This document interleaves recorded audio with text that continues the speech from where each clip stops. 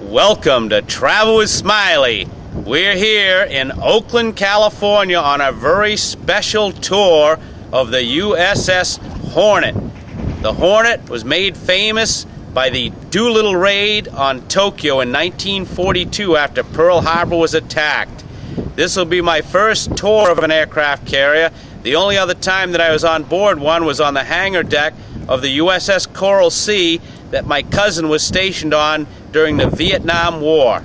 Let's go on board and look at this powerful, famous ship from the World War II era.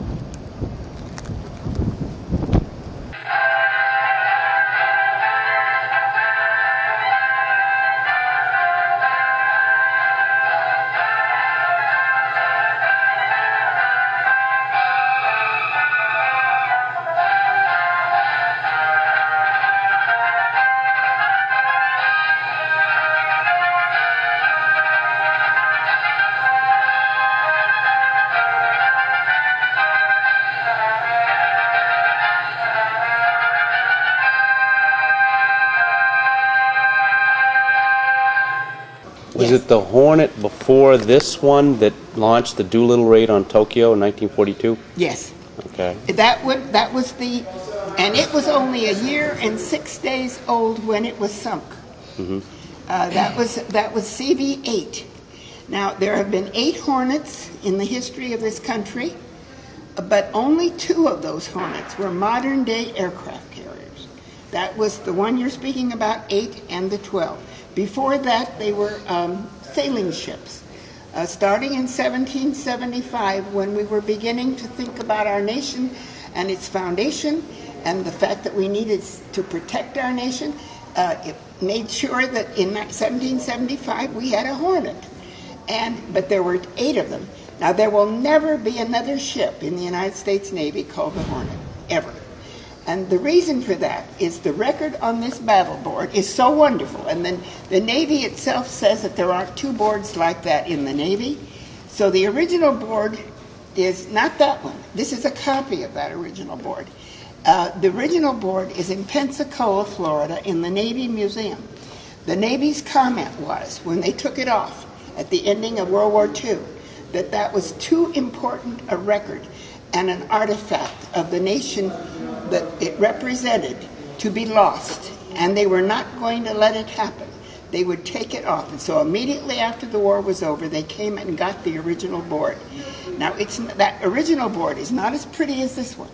It's not clean. It's soiled and dirty because the young men that were in here fighting a war and winning a war for us against the Japanese would get on a ladder and get up there, and they would begin to mark it up.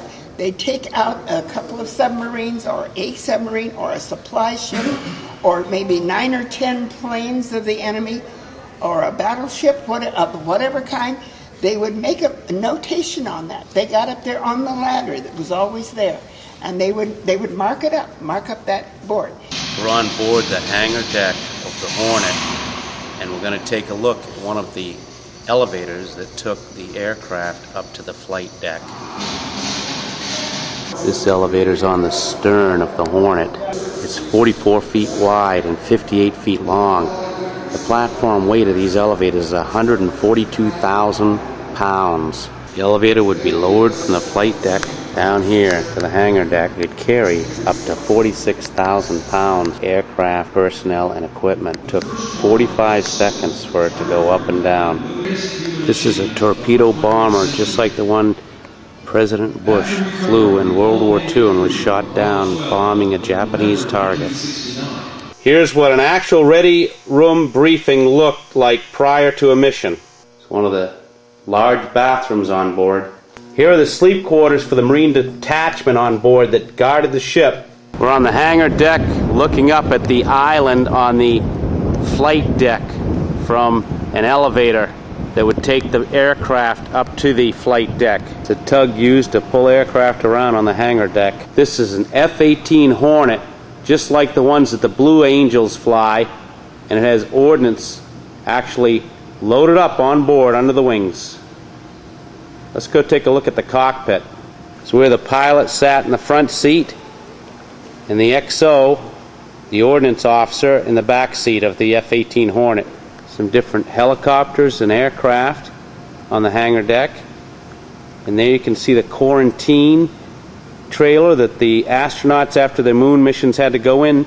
And there's the Apollo space capsule on board. The USS Hornet recovered some of the Apollo space capsules after moon missions. And there's a Russian space capsule, and the blue one on the left is a Mercury two-man space capsule. The Apollo held 3 astronauts for the moon missions. See how the rotor blades could fold together for storage on the hangar deck on the USS Hornet. This is the mobile quarantine facility for astronauts after a moon mission. Before a man had first set foot on the moon, it was speculated that they might return with an exotic virus that could harm the Earth's inhabitants. In preparation for the Apollo missions, NASA decided to quarantine astronauts, equipment, and lunar samples returning from the moon's surface for 21 days. This moon rock sample was brought back by Apollo 16. When you look at a full moon in the night sky, Apollo 16 landed in the bright Highlands region that is very nearly dead center. This sample has been found to be 3.9 billion years old, older than 99.99% of all the Earth's surface rocks. President Richard Nixon with an Apollo crew inside the quarantine trailer. You can see how the wing on this twin-engine turboprop folds up for storage on the hangar deck. The Sikorsky H-34 could be used to pick up the Mercury space capsule and deposit it on the flight deck of the aircraft carrier. Anyway, we're going to go down and see the engine room, and we'll do a little bit of abbreviated tour so you'll have time to do the flight deck afterwards. We'll do the engine room, we'll eliminate some of the other spaces that are included in the tour normally. So just watch your step going up and down the ladders, so don't hit your head when you go down through the hatches, and watch where you're going, because some of these ladders are kind of steep, and if you don't, you can trip. The Hornet had 4 ready rooms on board to handle the 5 squadrons planning their missions. The pilots would sit in here and listen to the commander talking about the mission of the day. Thanks for joining us today on Travel with Smiley on this tour of the USS Hornet CV-12, which was a ship commissioned after the CV-8 Hornet that did the Doolittle raid mission was sunk in World War II.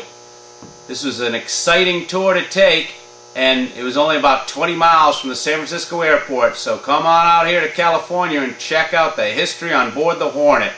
And remember, when you're traveling, to travel safe, travel fun, travel America. Carry on. See you next time on Travel with Smiley. You never know where we'll be.